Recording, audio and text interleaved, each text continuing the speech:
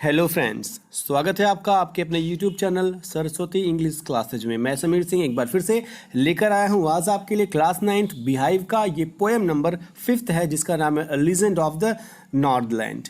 Northland के legend के बारे में बात की गई है, जो कंपोज्ड है फोएबे कैरी महोदय के द्वारा। लीजेंड मतलब मैं आपको पहले समझा दूं लेसन के बारे में। लीजेंड का मतलब होता है हिस्टोरिकल स्टोरी, एक ऐसी स्टोरी जो ऐतिहासिक हो, जो बहुत ओल्ड हो और वो ट्रेडिशनल तरीके से कहानी कही जाती हो लोगों के द्वारा, जैसे दादा दादी नाना नानी के द्वारा कहानी कही गई हो। ठीक है। नॉर्थलैंड का मतलब यहाँ पे है नॉर्थ का क्षेत्र, the area that has been located in north, मतलब यहाँ पे लेकिन ये है नॉर्थ पोल से। आपने नॉर्थ पोल ज्योग्राफी में देखा होगा। नॉर्थ पोल कहाँ पे है? ये एक ऐसा जगह नॉर्थ पोल है जहाँ पर बहुत ठंडी होती है, बहुत बर्फ़ होता है। तो ये नॉर्थ लैंड यानी नॉर्थ पोल से रिलेटेड ये स्टोरी है। नॉर्थ पोल में एक कहानी प्रचलित है जो बहुत ही पुरानी है, इसलिए इसे लीजेंड का नाम दिया गया है। चलते हैं हम आपको लेकर के स्टैंजा नंबर 1 में। पहले आपको मैं ये बता दूं इस पोएम में चूंकि ये पोएम जो है वो बहुत बड़ी है, यानी 16 स्टैंजा की ये पोएम है। मैं आपको थोड़े पोएम के बारे में पहले बता दूं, फिर पोएम को एक्सप्लेन करता हूं। ये पोएम जो है वो एक बैलेड है, BALLAD। ये बैलेड क्या होता है? एक्चुअली बैलेड जो होता है वो एक ऐसी पोएम होती है जो स्टोरी होता है लेकिन उसको गा गा करके सुनाया जाता है। जैसे आपने आल्हा रुदल की कहानी अगर सुनी होगी तो वो कहानियाँ हैं लेकिन लोग उसको गा करके सुनाते हैं। तो जो भी कहानियाँ गा करके सुनाई जाए, पोएम कविता के माध्यम से सुनाई जाए, दैट इज़ कॉल्ड बैलेड। तो बैलेड जो है एक ऐसा पोएम है जो वास्तव में एक कहानी को गा करके सुनाया जाता है। तो आप जो भी कहानी हो, आप कोई भी कहानी हो गा करके सुना दो, वो आपका जो है वो बैलेड कहा जाएगा।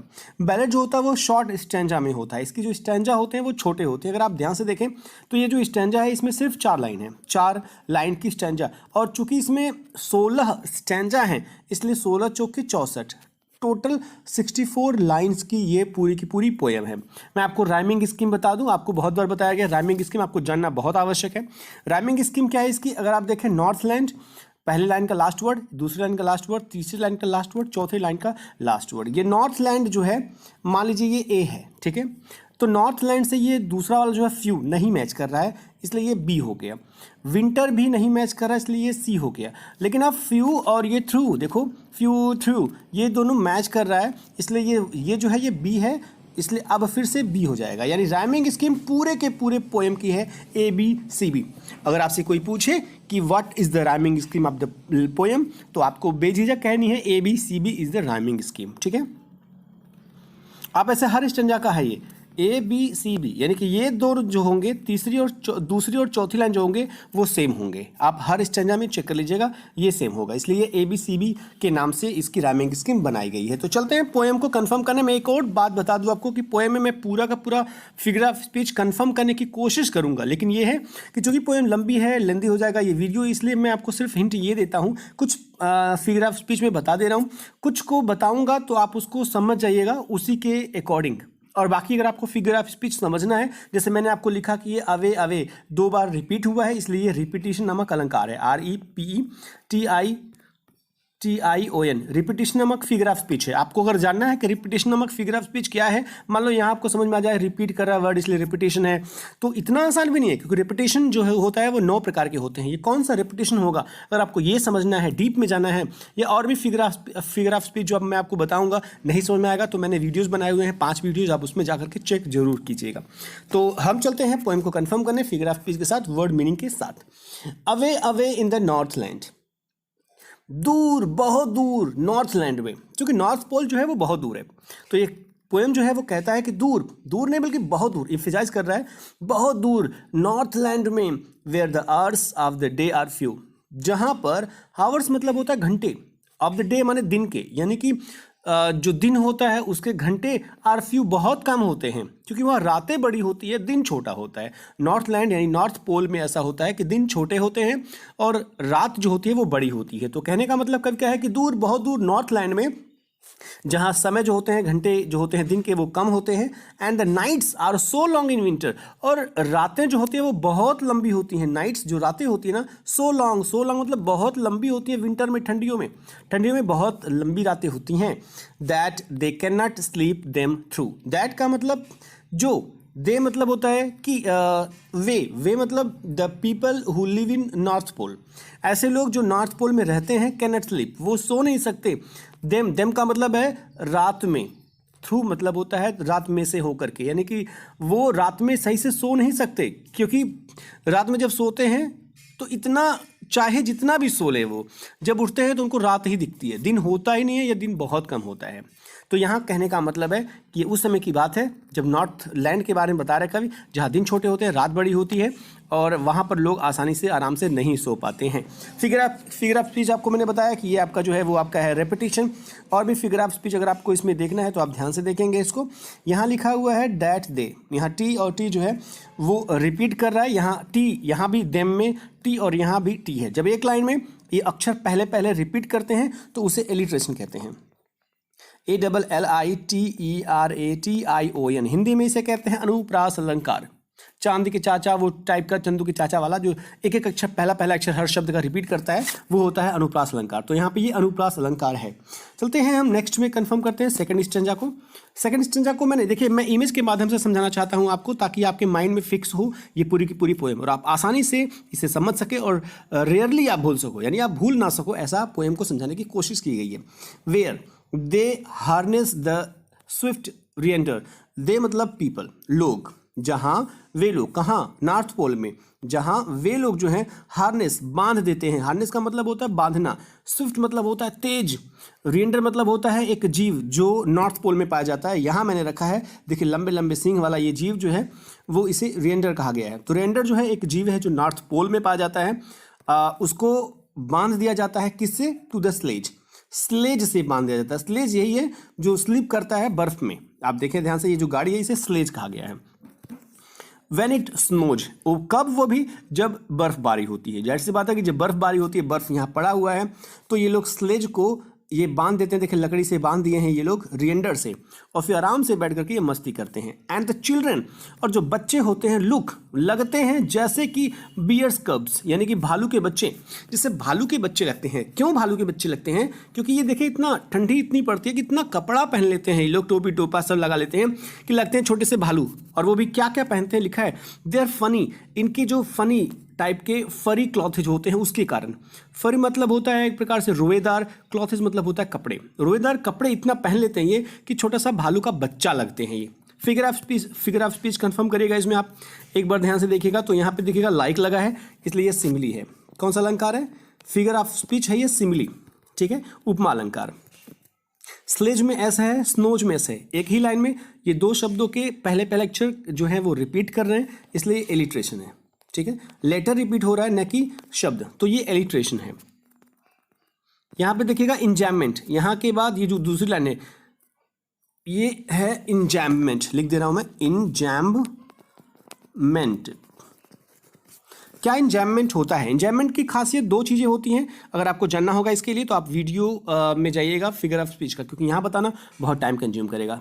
बस आपको नॉर्मल मैं एक बता दे रहा हूँ कि जहाँ पर ये कॉमा कॉलन हो वो आपका इंजैममेंट नहीं होगा। जहाँ पर नहीं है वहाँ पर हो सकता है, ऐसा नहीं कि वहाँ होगा ही, वहाँ हो सकता है, लेकिन यहाँ पर है क्योंकि यहाँ कॉमा नहीं है। और एक और बात है जो आपको वीडियो में पता चलेगी, यहाँ पर नहीं। तो ये आपका इंजैममेंट है, यहाँ भी आपका इंजैममेंट है। इसके पीछे अगर आप देखें ध्यान से हो तो यहाँ पर भी जो है वो इंजैममेंट यहाँ से है, क्योंकि यहाँ भी कॉमा का यूज या कॉलन या सेमी कॉलन या कुछ और नहीं है। तो इस तरीके से दो स्टैंजा कन्फर्म होता है। हम आते हैं थर्ड में। They tell them a curious story. They means वे लोग, जो लोग वहाँ रहते हैं उनके बारे में यहाँ कवि कहता है कि दे टेल, दे सुनाते हैं। टेल मतलब, दे मतलब किसे?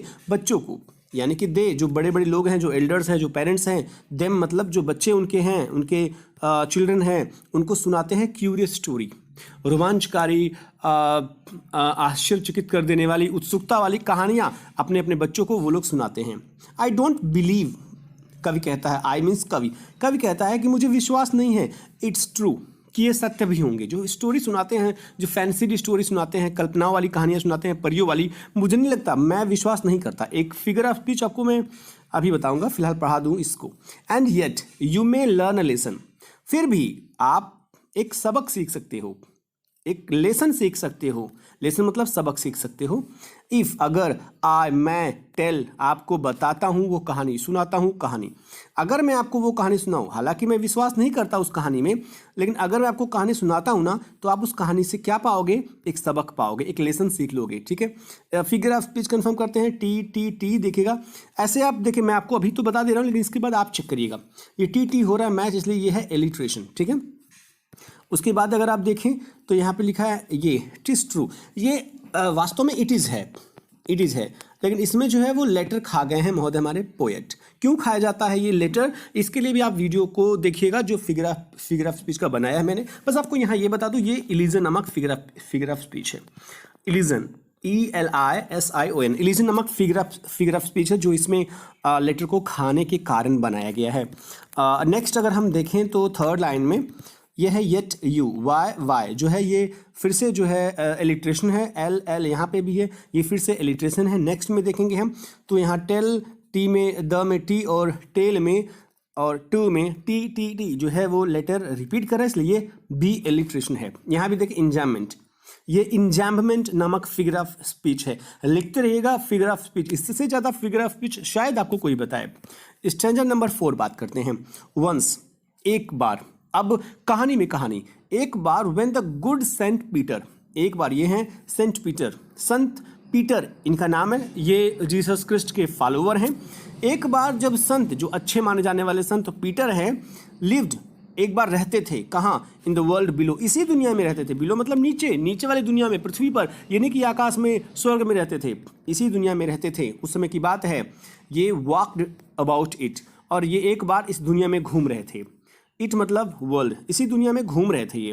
प्रीचिंग उपदेश दे रहे थे। उपदेश आपको पता होगा, प्रीच साधु संत जाहिर सी बात है उपदेश देते हैं।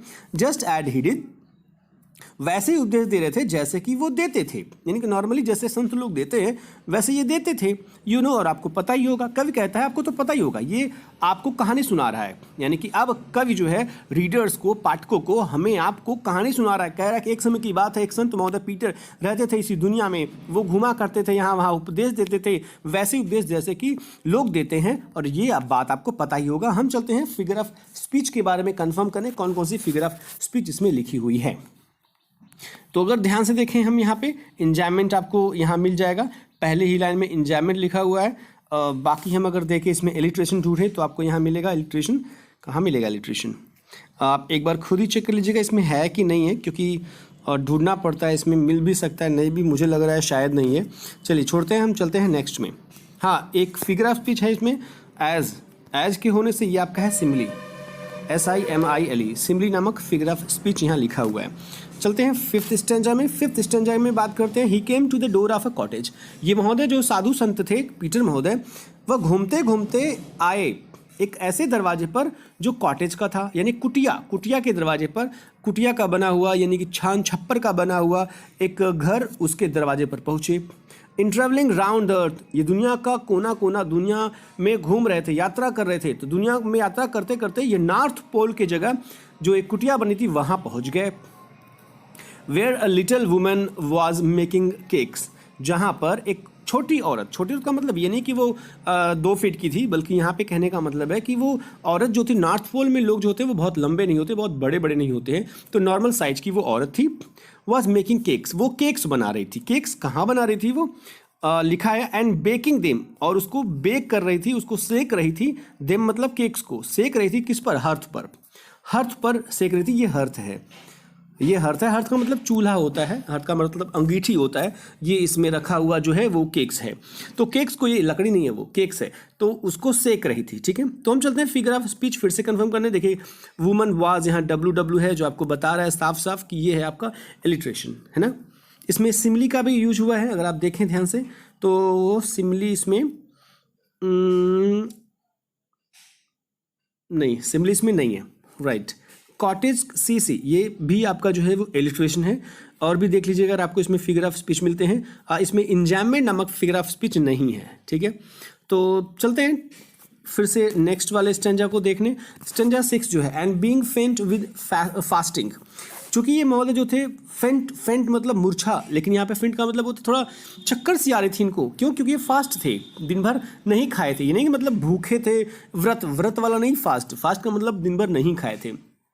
लिखा भी है for the day was almost done, दिन बीत जाने वाला था, पूरा दिन बीत जाने वाला था लगभग। और ये महोदय जो थे वो भूखे थे, इसलिए इनको थोड़ा चक्कर आ रहा था। ही आस्क्ड हर, ही मतलब साधु संत महोदय ने उस औरत से पूछा या कहा, from her store of cakes, क्योंकि वो ढेर सारे, स्टोर का मतलब नहीं कि दुकान खोली थी, स्टोर मतलब वो केक्स ढेर सारे बना रही थी ना, इसलिए उसे कहा कि जो केक्स रखी हो ना अपने स्टोर भंडारण में, to give him a single one, कृपया करके मुझे एक केवल उठा करके दे दो। फिगर ऑफ स्पीच कंफर्म करते हैं। यहाँ देखिएगा फेंट और फास्टिंग में एफ जो है वो लेटर एलिट्रेशन है। हर हर जो है यहाँ पे ये रिपीटिशन नामक फिगर ऑफ स्पीच है, इसमें इंजाइनमेंट नहीं है। और भी कोई फिगर ऑफ स्पीच अगर होगा तो आप बता दीजिएगा, या कमेंट बॉक्स में कमेंट करके आप बता दीजिएगा मुझे कि कोई फिगर ऑफ स्पीच इसमें एक्स्ट्रा है, शायद जल्दबाजी में छूट जा रहा हो इसलिए। So she made a very little cake. अब चूंकि औरत से कह दिया, औरत जो है न चाहते हुए बहुत माइजरेबल थी, बहुत माइजरीज थी, कंजूसी उसको ज़्यादा आता था औरत को, इसलिए उसने क्या किया, एक छोटा सा केक उसने बनाना शुरू किया। बट एज इट बेकिंग ले, जब उसने उसको बेक करने के लिए रखा ना, जब उसको बेक मतलब गर्म करने के लिए, सेकने के लिए, ले माने रखा, जब उसको सेकने के लिए रखा, शी लुक्ड एट इट, तब उसने उसे देखा, जो केक वो छोटा सा, बहुत छोटा सा, वेरी लिटिल केक, एक नया बहुत छोटा सा केक बनाई। जो केक रखे थे वो बड़े बड़े थे, उसने नहीं दिया उसको साधु को, उसने सोचा छोटा सा बना करके वही दूंगी मैं। तो जब उसने बहुत छोटा सा केक बनाया और उसने बेक करने के लिए, उसको सेकने के लिए रख दिया, तो उसने देखा इसे, इट मतलब केक को, एंड थॉट, और सोचा, इट सीम्ड, ये ऐसा प्रतीत होता है, केक ऐसा प्रतीत हो रहा है कि ये तो बहुत बड़ा है, टू लार्ज, ये बहुत बड़ा है, टू गिव अवे, इसे देने के लिए, साधु महोदय को देने के लिए, ये जो छोटा सा केक है वो भी उसको बहुत बड़ा लगा, इतनी कंजूस थी वो। फिगर ऑफ स्पीच आप कंफर्म करिएगा इसमें, अगर आपको दिख रहा हो तो कोई, एज इट, यहाँ पे है एज, ये है आपका सिमिली, सिमिली नामक फिगर ऑफ स्पीच। ये सो और शी है, ये आपका है एलिट्रेशन। यहाँ एस है, यहाँ सेम जो है एक ही लाइन में, ये है आपका एलिट्रेशन। ये जो है आपका है इंजैम्बमेंट अलंकार, क्योंकि यहाँ कॉमा फुल स्टॉप कोई मार्क नहीं है ना। तो चलते हैं हम नेक्स्ट 8th स्टैंजा में। देयरफॉर शी नीडेड अनदर, जब उसे लगा कि ये बहुत बड़ा बन गया मुझसे, जबकि बहुत छोटा बनाया था उसने। ऐसा नहीं है कि वो रहस्यमयी तरीके से बड़ा हो गया, बल्कि औरत को बड़ा लग रहा है क्योंकि थी कंजूस ना। देयरफॉर, इसलिए शी नीडेड का मतलब होता है गुथना, अनदर, इसलिए वो दोबारा गुथी, दूसरा गुथी, कि चलो आटा गुथ दिया, अब दूसरा वो केक बनाएगी। And still a smaller one, और फिर एक और छोटा सा, उससे भी छोटा उसने एक केक बनाया गुथ करके। बट इट लुक्ड, लेकिन उसे दिखा, when she turn it over, जब उसको उसने पलट कर देखा, जब उसको बेक करके उसने देखा, जब पका करके सेक करके देखा, as large as the first had one, तो उसे उतना बड़ा लगा जितना पहले वाला। एज लार्ज एज मतलब उतना बड़ा जितना पहले वाला बना था उतना बड़ा उसको लगा। यानी कि उस कंजूसी की हद देखिए, इसके पहले भी बहुत छोटा बनाया गया था, अब तो और स्मॉलर बनाया गया, लेकिन इसको तब भी बड़ा लगा इस कंजूस औरत को। देखिएगा फिगर ऑफ स्पीच यहाँ एज है, ये आपको पता होगा, ये सिमिली नामक फिगर ऑफ स्पीच है। स्टिल और स्मॉलर में देखिएगा एस जो आपको कंफर्म कर रहा है कि ये आपका एलिट्रेशन है। इसमें इंजैम्बमेंट नामक फिगर ऑफ स्पीच नहीं है, टर्न्ड है, लेकिन और कुछ नहीं मिला इसमें। हाँ, यहाँ मिला है इट और इट, रेपिटेशन नामक फिगर ऑफ स्पीच। चलते हैं नेक्स्ट में। 9th स्टैंजा है, देखिएगा लिखा है देन, उसके बाद उसने क्या किया, तीसरी बार, 2 बार बनाया, बड़ा उसको लगा। शी टुक अ टीनी मतलब बहुत छोटा, स्क्रैप माने अमाउंट ऑफ डफ का मतलब होता है आटे का उसने बहुत छोटा टुकड़ा लिया। एंड रोल्ड इट फ्लैट, और उसको उसने रोल किया, वो जो चौका बेलना होता है उससे रोल किया और बहुत फ्लैट कर दिया। फ्लैट मतलब एकदम चपटा, जैसे रोटी बनाते हैं, कर दिया उसको। एंड बेक्ड इट, और बेक मतलब सेका उसको, थिन उतना पतला सेका, जितना कि एज मतलब जितना कि एक वेफर होता है। वेफर आपको पता होगा, ये एक पापड़ की तरह होता है, पतली रोटी की तरह होता है। ये वेफर आपने खाया भी होगा, ये वेफर बहुत पतला, उसने खूब पतला उसको बनाया। एज देखिएगा, ये एज सिमिली नामक फिगर ऑफ स्पीच है। स्क्रैप और शी में देखिएगा एस और एस, ये आपका है एलिट्रेशन। बहुत सारे ऐसे हैं। रोल्ड जो है ये रेपिटेशन नामक फिगर ऑफ स्पीच है। एंड रोल्ड ये 2 बार रिपीट है, ये रेपिटेशन है। और ये एनाफोरा इसमें है, ये एंड ऊपर और एंड नीचे है, ये है एनाफोरा। मैं आपको फिगर ऑफ स्पीच बहुत सही से नहीं बता पा रहा हूँ क्योंकि बहुत टाइम नहीं है, अभी जल्दी जल्दी कर भी रहा हूँ, तभी अभी टाइम ज़्यादा हो जाएगा। एनाफोरा नामक फिगर ऑफ स्पीच है ये। और भी अगर आप फिगर ऑफ स्पीच इसमें ढूंढें शायद आपको मिले। इसमें इंजॉयमेंट बिल्कुल नहीं है इसमें। चलिए बाकी ढूंढिएगा आप, चलते हैं हम नेक्स्ट में। Standard number 10 for she said, अब उसने कहा। शी मतलब वो लेडी ने तीसरी बार बनाने के बाद, पतला सा बनाने के बाद उसने कहा, माई केक्स, मेरे जो केक्स हैं ना, that seem to me small, that seem too small, वो लगते हैं बहुत छोटे। जो मैं केक बनाती हूँ, जो मेरे केक हैं वो बहुत छोटे लगते हैं। When I eat of them my self, कब? जब मैं उसे खुद खाती हूँ। सुनिएगा ध्यान से, जब मैं खुद खाती हूँ, माई सेल्फ मतलब खुद, देम माने केक्स को, जब मैं केक्स को खुद खाती हूँ तो वो बहुत छोटे लगते हैं।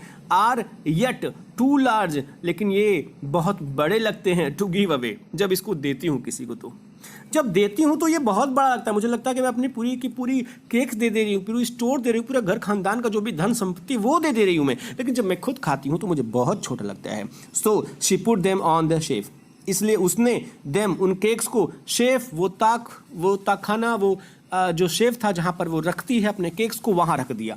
यानी कि एक भी केक उस बंदे को, उस पीटर महोदय संत को नहीं दिया उसने, ये कहकर कि मुझे बहुत बड़ा लगता है और मैं ये आपको नहीं दे सकती।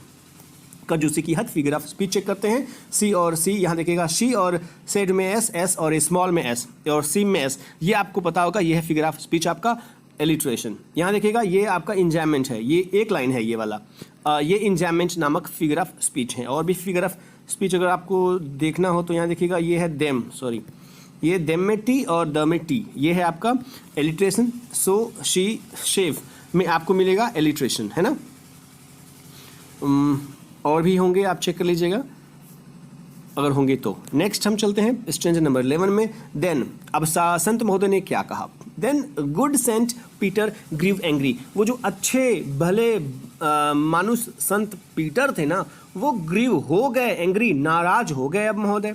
फॉर क्यों? क्योंकि ही वॉज हंग्री एंड फेंट, क्योंकि वो भूखे थे, उन्हें चक्कर आ रही थी, उन्हें लग रहा था कि उन्हें बिना खाना खाए अब एक कदम चलना उनके लिए मुश्किल होगा।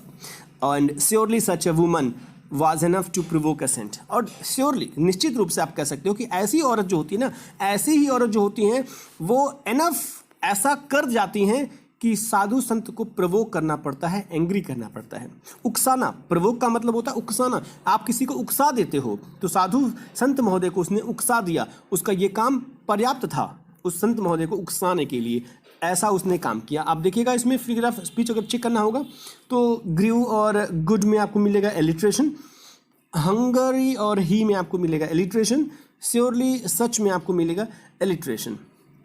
और इसमें तो दिख नहीं रहा है, इंजॉयमेंट यहाँ पर है, इंजॉयमेंट नामक फिगर ऑफ स्पीच। हम चलते हैं 12 स्टैंजा में। एंड ही सेड, तब महोदय सेंट महोदय ने कहा, you are far too selfish. Too selfish नहीं, टू मतलब होता है बहुत, फार मतलब ये होता है बहुत, दूर से नहीं है ये, बहुत से है। फार टू मतलब बहुत बहुत बहुत ज़्यादा तुम स्वार्थी औरत हो। To dwell in the human form, in a human form, तुम इतनी स्वार्थी औरत हो कि तुम ड्वेल नहीं रह सकती। ड्वेल मतलब होता है रहना, ह्यूमन फॉर्म मतलब होता है मानव के रूप में, इंसान के रूप में, फॉर्म में तुम नहीं रह सकती, तुम्हें मानव होना ही नहीं चाहिए, तुम इंसान के नाम पर कलंक हो। इतनी स्वार्थी हो कि तुम इंसान के रूप में नहीं रहने के लायक हो। भगवान ने तुम्हें दिया है क्या? बोथ।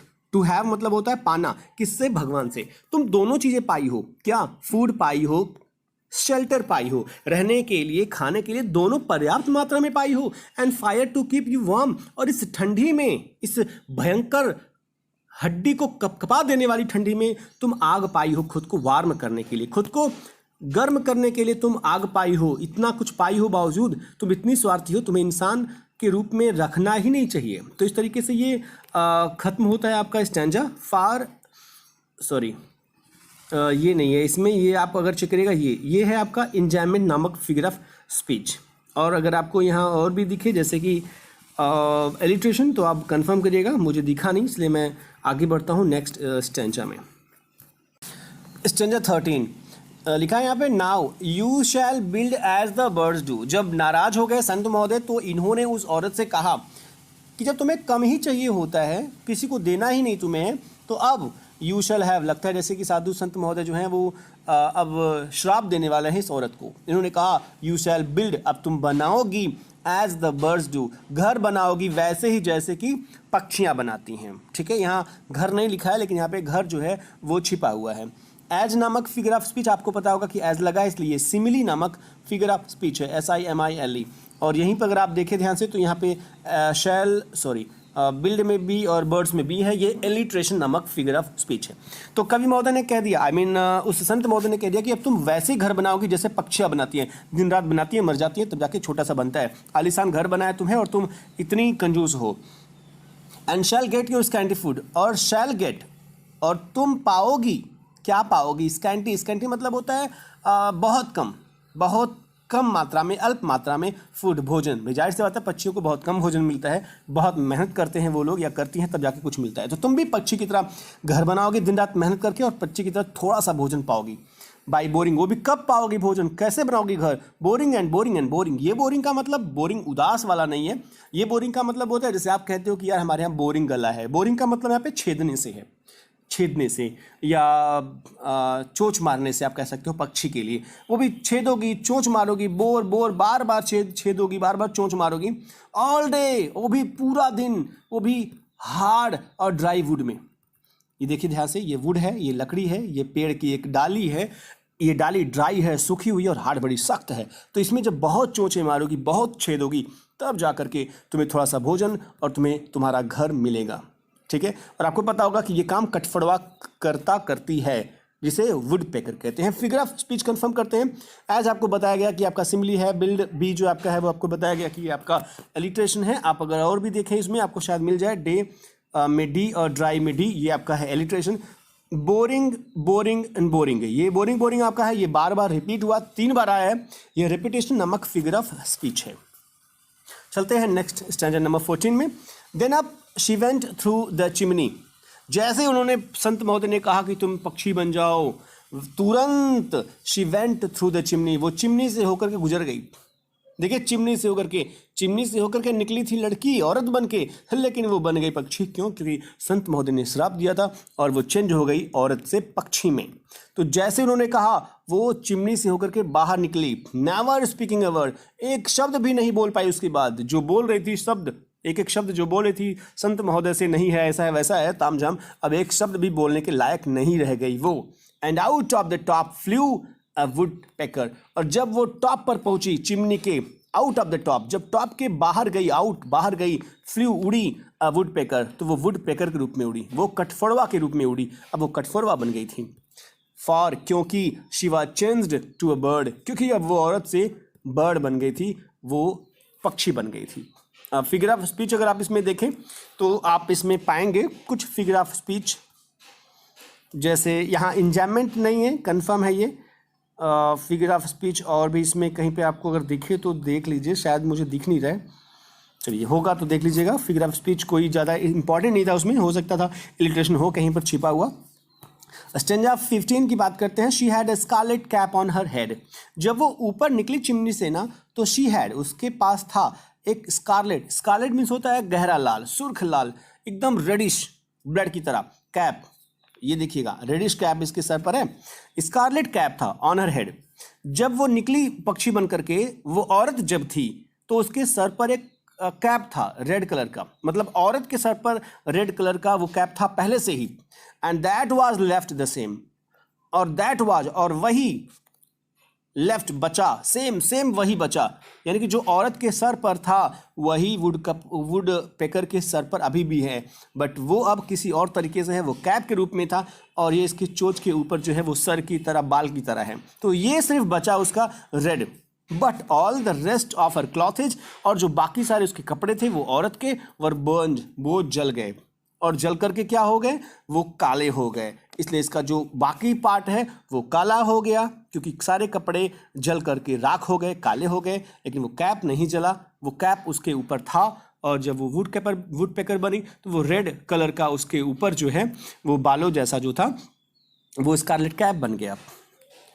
ब्लैक, और वो बर्न्ड, वो जला, ब्लैक काला हो गया, उतना काला जितना कि कोयला होता है, यानी कि उसके जो कपड़े थे, कपड़ों की तुलना कोयले से की गई है।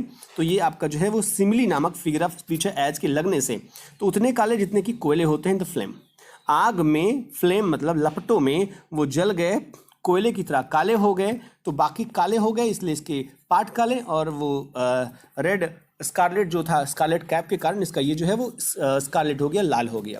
फिगर ऑफ स्पीच अगर आप देखें ध्यान से तो आपको इसमें शायद कुछ फिगर ऑफ स्पीच मिले, जैसे कि ये आपको बताया मैंने, ये सिंबली है, ये एस, और एस जो है वो आपका है एलिट्रेशन। हर और हेड में देखिएगा ये है एलिट्रेशन,